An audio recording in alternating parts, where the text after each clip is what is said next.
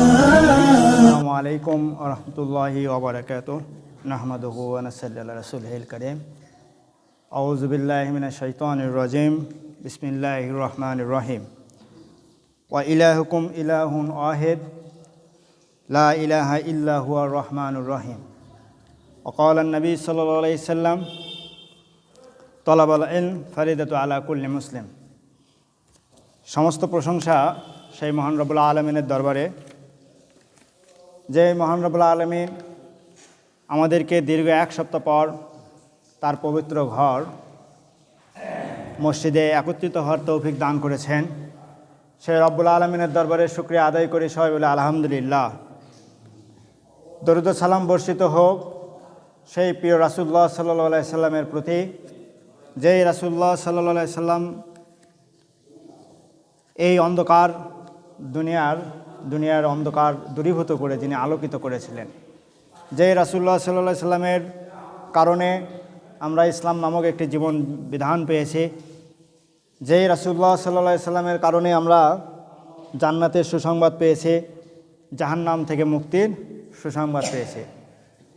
সেই মহামানব সেই রাসূলুল্লাহ সাল্লাল্লাহু আলাইহি সাল্লামের প্রতি দরুদ ও সালাম পেশ করি সবাই বলি সাল্লাল্লাহু আলাইহি ওয়াসাল্লাম। প্রিয় উপস্থিতি, প্রিয় মুসল্লি, আমরা জানি আমরা মানুষ জাতিকে আল্লাহ তাআলা তৈরি করে যখন পৃথিবীতে পাঠিয়ে দিলেন, মানুষ পৃথিবীর শুরুর থেকে, মানব জাতির শুরুর থেকে মানুষ কীভাবে চলে সমাজবদ্ধ হয়ে। মানুষ সেই পৃথিবীর শুরু থেকেই মানুষ কখনো একা একা বসবাস করেনি বা করতে পারেনি। মানুষ সবসময় একটা সমাজে বসবাস করেছে, যখন আমরাও একটা সমাজে বসবাস করি। তো এই যে একটা সমাজ ব্যবস্থা, যে মানুষ যে সমাজ ব্যবস্থায় বসবাস করে, এই সমাজটা ভালোও হতে পারে, সমাজটা খারাপও হতে পারে। সমাজে অন্যায় থাকে, সমাজে ন্যায় অন্যায় সব কিছুই থাকে। তো জাহিলি যুগের যে সমাজগুলো ছিল, জাহিলি আরবের যে সমাজ ব্যবস্থাগুলো ছিল, এই সমাজগুলোতেও এরকম অন্যায়, অবিচার, খুন, রাহাজানি এগুলো চলতো। কিন্তু রাসূলুল্লাহ সাল্লাল্লাহু আলাইহি সাল্লাম যখন পৃথিবীতে আসলেন, রাসূল সাল্লাল্লাহু আলাইহি সাল্লাম আসার পরে তিনি পুরো পৃথিবীর মানুষকে যখন দ্বীনের দাওয়াত দিলেন, সঙ্গে সঙ্গে তিনি তার সমাজকেও পরিবর্তন করা শুরু করলেন। অর্থাৎ তিনি যে সমাজের বাসিন্দা ছিলেন, সেই সমাজকেও তিনি কি করলেন? পরিবর্তন করলেন কোরআন এবং হাদিস দিয়ে। আজকের আমার আলোচনার বিষয়টাই হবে এরকম, যে আদর্শ সমাজ বিনির্মাণে রাসূল সাল্লাল্লাহু আলাইহি সাল্লামের ভূমিকা। অর্থাৎ একটা আদর্শ সমাজ গড়তে হলে রাসূল সাল্লাল্লাহু আলাইহি সাল্লাম কী ভূমিকা নিয়েছিলেন সে সম্পর্কে ইনশাআল্লাহ কিছুক্ষণ আলোচনা করব।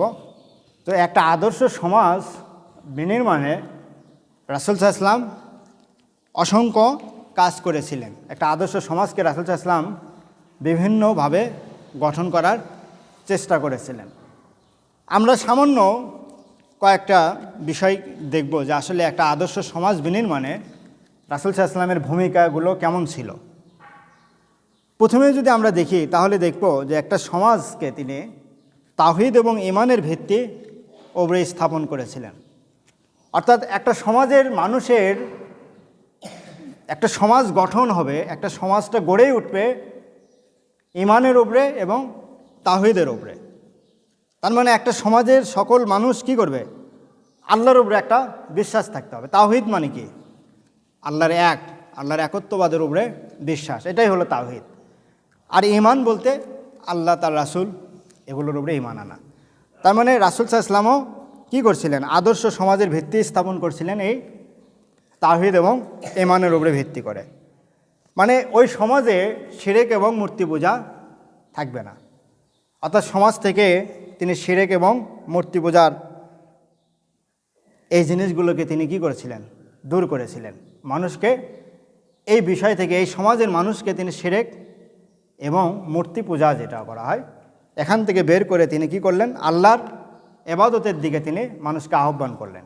সমাজের মানুষকে তিনি বললেন যে আদর্শ সমাজ আদর্শ সমাজের যে বৈশিষ্ট্য বা আদর্শ সমাজ গঠনে রাসূলের যে ভূমিকা, তার প্রধান বৈশিষ্ট্যই হলো এই সমাজে শিরক এবং অন্ধকার থাকা যাবে না, মূর্তি পূজা থাকা যাবে না।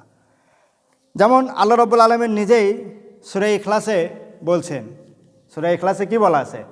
কুল হু আল্লাহু আহাদ, যে বলুন হে রাসূল আল্লাহ এক। তার মানে এখানে শিরকের ব্যাপারটা দূর হয়ে যাচ্ছে, মানে আল্লাহ এক, আল্লাহর কোনো অদ্বিতীয় বা সমকক্ষ কেউ নাই, আল্লাহুস সামাদ, আল্লাহ অমুখাপেক্ষী। তার মানে আল্লাহ রাব্বুল আলামিন বলছেন কুল হু আল্লাহু আহাদ আল্লাহুস সামাদ, যে বলুন আল্লাহ এক, আল্লাহ অমুখাপেক্ষী। এরপরে সূরা বাকারার 163 নম্বর আয়াতে আল্লাহ রাব্বুল আলামিন বলেন ওয়া ইলাহুকুম ইলাহুন ওয়াহিদ লা ইলাহা ইল্লা হুয়ার রহমানুর রহিম।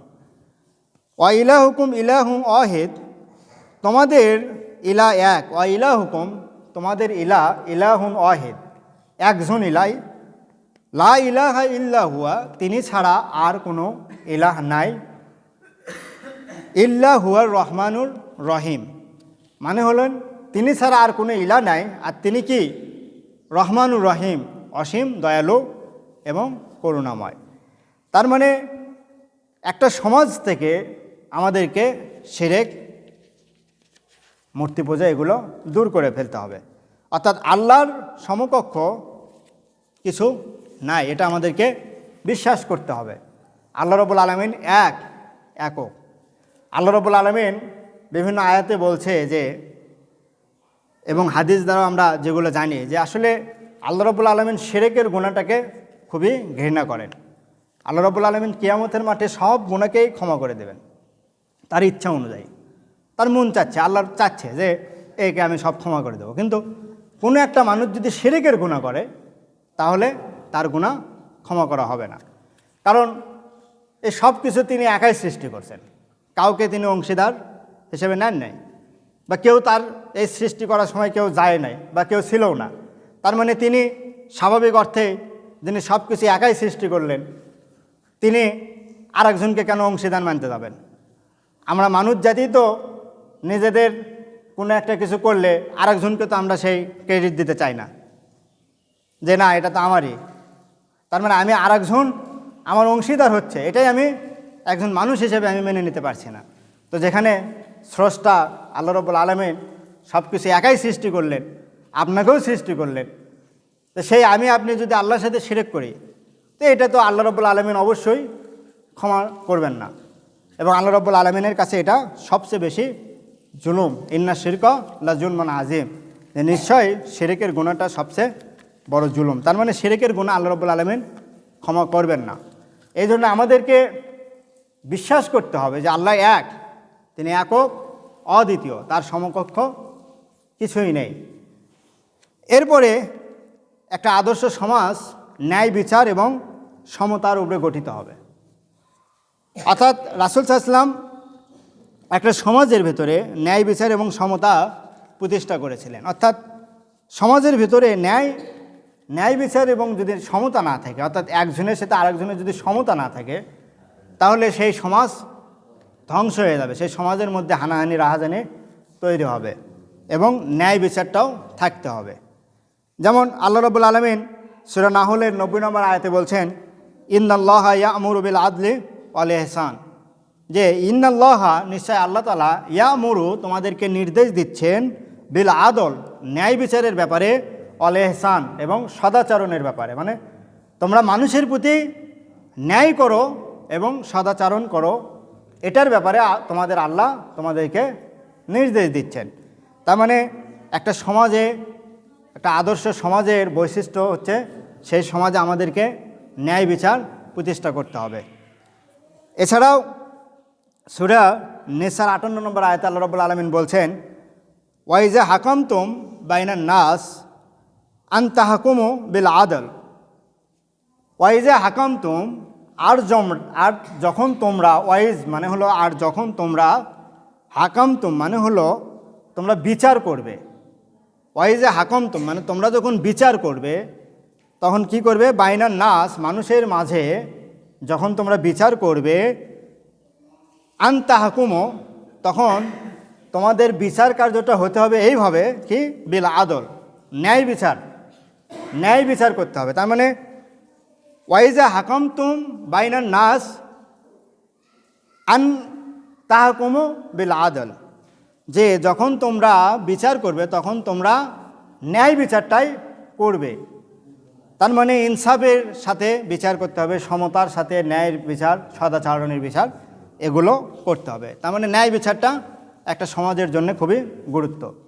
একটা সমাজ, আদর্শ সমাজের প্রধান বৈশিষ্ট্য হলো রাসূল সাল্লাল্লাহু আলাইহি ওয়াসাল্লাম সেই সমাজে কী করেছিলেন? ন্যায় বিচার প্রতিষ্ঠা করেছিলেন। এরপরে আরেকটি হলো একটি আদর্শ সমাজে নৈতিকতা এবং উন্নত চরিত্র থাকতে হবে। অর্থাৎ সমাজে বসবাস যারা করবে তাদের নিজেদের চরিত্র সুন্দর থাকতে হবে, উন্নত চরিত্রের অধিকারী থাকতে হবে। একটা সমাজের মধ্যে কেউ যদি তার চরিত্র খারাপ হয়ে যায়, তখন তার দ্বারা সেই সমাজের অন্য যারা আছে ওই সমাজে বসবাস করা আর বাকি সবাই কিন্তু তার দ্বারা প্রভাবিত হওয়ার সম্ভাবনা থাকে। এই জন্য একটা সমাজে অবশ্যই সবাইকে উন্নত চরিত্রের অধিকারী হতে হবে এবং নৈতিকতারও অধিকারী হতে হবে। যেমন রাসূল সাল্লাল্লাহু আলাইহি ওয়াসাল্লাম নিজেই তার বাস্তব প্রমাণ। রাসূল সাল্লাল্লাহু আলাইহি ওয়াসাল্লাম নিজেই ছিলেন উন্নত চরিত্রের অধিকারী। যেমন আল্লাহ রাব্বুল আলামিন সূরা কলামের ৪ নম্বর আয়াতে বলছেন, ওয়াইন্নাকা লা আলা খুলুকিন আযীম, যে নিশ্চয় আপনি মহান চরিত্রের অধিকারী। তার মানে রাসূল সাল্লাল্লাহু আলাইহি ওয়াসাল্লাম নিজেই একটা মহান চরিত্র বা উন্নত চরিত্রের অধিকারী ছিলেন এবং রাসূলের উম্মত হিসেবে আমাদেরও উচিত হলো উন্নত চরিত্র অধিকারী হওয়া। এবং আমরা যদি নিজেরা উন্নত চরিত্রের অধিকারী না হই, তাহলে আমরা যে সমাজে বসবাস করব সেই সমাজ, সেই পরিবার, সেই এলাকা, সেই দেশ তখন আর ভালো থাকতে পারে না। কারণ একজন উন্নত চরিত্রের মানুষের দ্বারা প্রভাবিত হয়ে মানুষ উন্নত হওয়ার চেষ্টা করে, আর একজন যার চরিত্র নাই এইরকম লোক যদি থাকে তখন তার দ্বারাও মানুষ প্রভাবিত হওয়ার চেষ্টা করে। এই কারণে আমাদেরকে এই বিষয়গুলো খেয়াল রাখতে হবে যে আসলে আমাদের নিজেদের চরিত্রের ব্যাপারে আমাদেরকে সাবধান থাকতে হবে। কারণ একটা প্রবাদ আছে যে money is lost, nothing is lost, মানে টাকা যদি কারো হারিয়ে যায় তাহলে তার কিছুই হারিয়ে যায় না। কারণ পৃথিবীতে টাকা হারিয়ে গেলে পরিশ্রম করলে বা যে কোনোভাবেই হোক একসময় টাকা পাওয়া যায় বা অর্জন করা যায়, উদ্ধার করা যায়। কিন্তু character is lost, everything is lost, মানে কারো যদি চরিত্র নাই হয়ে যায়, চরিত্র যদি শেষ হয়ে যায়, চরিত্র যদি পতন ঘটে যায়, তাহলে তার দ্বারা সে আর কিছুই, তার সব কিছুই শেষ। একজন মানুষের টাকা পয়সা আছে কিন্তু তার চরিত্র নেই, আপনি তার কাছে কি যাবেন? কখনো যাবেন না, কারণ আপনি জানেন যে তার চরিত্র কোনো ঠিক নাই, তার দ্বারা ক্ষতি হওয়ার সম্ভাবনা আছে।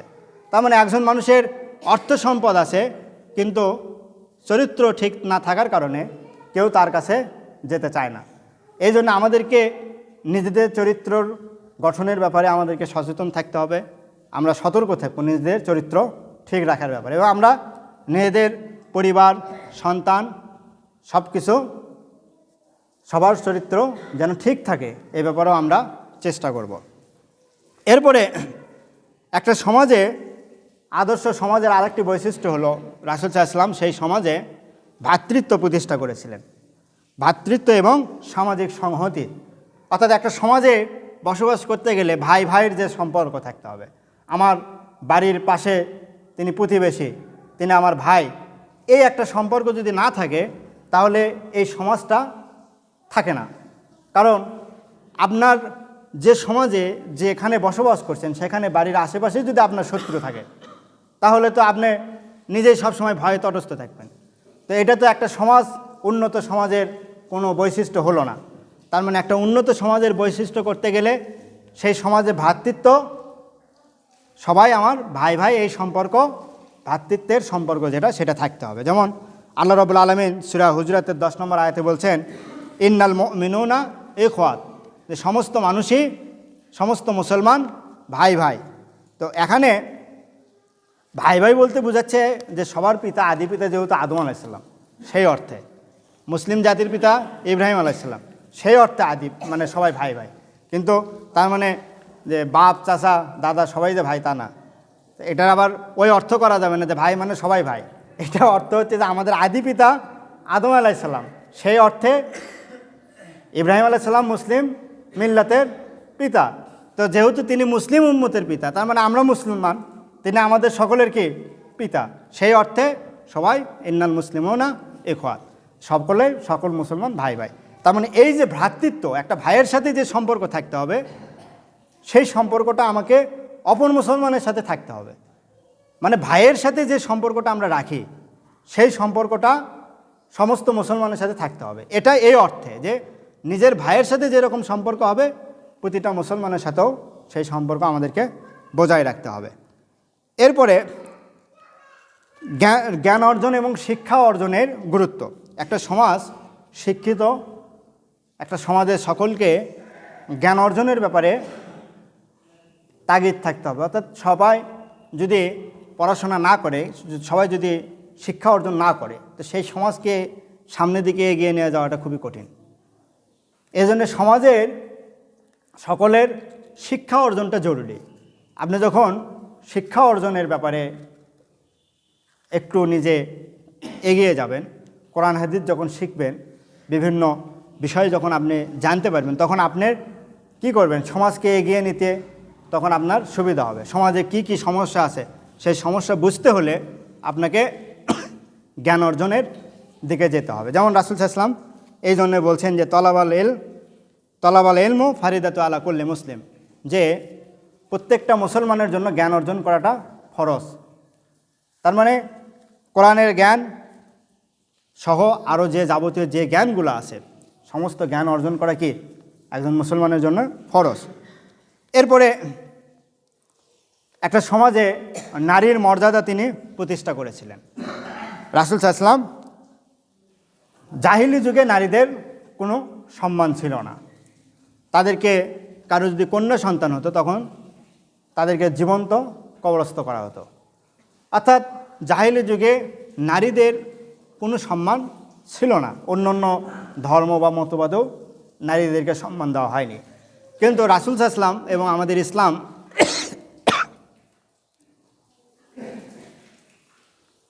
আমাদের ইসলাম এবং রাসূল সাল্লাল্লাহু আলাইহি ওয়াসাল্লামে শুধু নারীদেরকে এই সম্মানটা দিয়েছে, নারীদেরকে মর্যাদা দিয়েছে। যে এখানে যে সমাজে জাহিলি যুগে নারীদের কোনো সম্মানই ছিল না, সেই সমাজে রাসূল সাল্লাল্লাহু আলাইহি ওয়াসাল্লাম দাঁড়িয়ে নারীদেরকে কি বললেন? নারীদেরকে বললেন যে এই নারী কারো মা হিসেবে সে সম্মান পাবে, এই নারী একজন বোন হিসেবে সম্মান পাবে, এই নারী একজন স্ত্রী হিসেবে সম্মান পাবে। এবং নারীর সম্মান, নারীকে বিয়ে দেওয়ার সময় পুরুষকে আবার ইসলাম কি দিল? মোহর আনার দায়িত্ব দিল, যে তুমি মোহর দাও। তার মানে নারীকে অর্থনৈতিক একটা সুবিধা দেওয়া হলো। এছাড়াও বাবার সম্পত্তিতে তাকে অধিকার দেওয়া হলো। এই যে জাহিলি যুগে এই জিনিসগুলো ছিল না, কিন্তু ইসলাম কি করলো? নারীদেরকে একটা সম্মান দিল, নারীদেরকে শিক্ষা অর্জনের সুযোগ দিল, নারীদেরকে পড়াশোনা করার সুযোগ দিল, যে তোমরাও পড়াশোনা করবে, তোমরাও শিক্ষিত হও, তোমাদেরকে একটা সামাজিক মর্যাদা দেওয়া হলো। এই যে নারীদেরকে সামাজিক মর্যাদা দেওয়ার কারণেই রাসূল সাল্লাল্লাহু আলাইহি ওয়াসাল্লাম একটা আদর্শ সমাজ বিনির্মাণ করতে পেরেছিলেন, একটা সমাজকে তিনি গঠন করতে পেরেছিলেন। এই জন্য আমাদেরকেও একটা আদর্শ সমাজ গড়তে হলে নারীদের এই সব মর্যাদা আমাদেরকে নিশ্চিত করতে হবে। আমরা দেখা যায় অনেক ক্ষেত্রে আমাদের সমাজে যে যেটা বেশি হয়, সেটি হলো নিজের বোনের সম্পদ বন্টনের ক্ষেত্রে সবচেয়ে বেশি অন্যায় করা হয়ে থাকে। আমরা 90% মুসলমানের দেশ, আমরা এটা বলি ঠিকই, আমরা বলি আমরা মুসলমান, 90% মুসলমান, এবং বিশ্বের দ্বিতীয় বৃহত্তম মুসলিম জনগোষ্ঠী এই অঞ্চলে বসবাস করে। তারপরেও এই অঞ্চলেই নারীদের সম্পদ নিয়ে, বোনের সম্পদ নিয়ে বেশি অন্যায় করা হয়ে থাকে।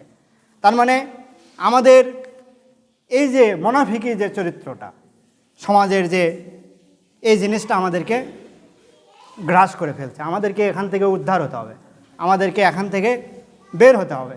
এবং আমরা এটা চেষ্টা করব যে আমরা এই অন্যায় যেন আমাদের দ্বারা না হয়।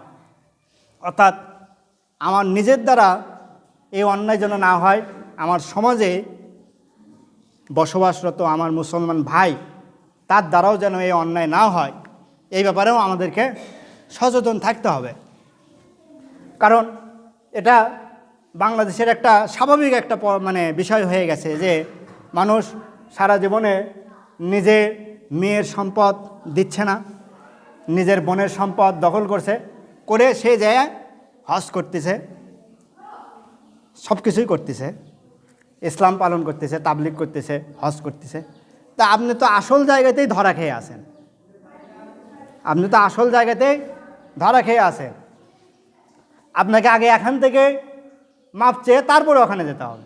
কারণ আপনি আল্লাহর যদি কোনো ইবাদত না করেন কোনো কারণে, বা আল্লাহর সাথে যদি কোনো অন্যায় হয়ে থাকে আপনার, বা কোনো গুনাহ যদি করে থাকেন, সেক্ষেত্রে আপনি আল্লাহর কাছে ক্ষমা চাইলে আল্লাহ ক্ষমা করে দিতে পারে। তিনি রহমানুর রহিম, তিনি ইচ্ছা করলে তিনি ক্ষমা করে দেবেন যে ঠিক আছে বান্দা, তুমি আমার ইবাদত করনি, 5 ওয়াক্ত নামাজ ঠিক মতো পড়োনি, হজ করার কথা ছিল হজ করোনি, জাকাত দেওয়ার কথা ছিল জাকাত দাওনি, ঠিক আছে তোমাকে আমি যেহেতু রহমানুর রহিম আমি ক্ষমা করে দিলাম। কিন্তু আপনি যে বান্দার যে হকটা মানলেন, আপনার দ্বারা যে আপনার বোনের ক্ষতি হলো, আপনার মেয়ের ক্ষতি হচ্ছে, এটার ক্ষমা তো আল্লাহ করবে না, এটার ক্ষমা তাকেই করতে হবে। তার মানে আমাদেরকে এই বিষয়ে সচেতন থাকতে হবে। একটা আদর্শ সমাজে আমাদেরকে এই বিষয়ে অবশ্যই সচেতন থাকতে হবে। সর্বশেষ আরেকটি বিষয়, সেটি হলো আদর্শ সমাজ বিনির্মাণে রাসূল সাল্লাল্লাহু আলাইহি ওয়াসাল্লাম কী করেছিলেন? অর্থনীতি একটি ন্যায়নীতি প্রণয়ন করেছিলেন, যে সেখানে তিনি জাকাতের ব্যবস্থা প্রবর্তন করেছিলেন, সদকা দেওয়ার ব্যবস্থা প্রবর্তন করেছিলেন। এর কারণে জাকাত এবং সদকার কারণে একটা সমাজে ধনী এবং গরিবের যে ব্যবধানটা এটা কমে আসে। ধনীরা যখন জাকাত দেয় তখন সেটা দরিদ্ররা পাওয়ার কারণে দরিদ্ররা কিছুটা আর্থিকভাবে সচ্ছল হয়। আরেকটা এই কারণে ধনী গরিবের যে অর্থনৈতিক যে ব্যবধান এটা কমে আনার জন্য রাসূল সাল্লাল্লাহু আলাইহি ওয়াসাল্লাম সমাজে কি করেছিলেন? জাকাত এবং সদকার ব্যবস্থা করেছিলেন।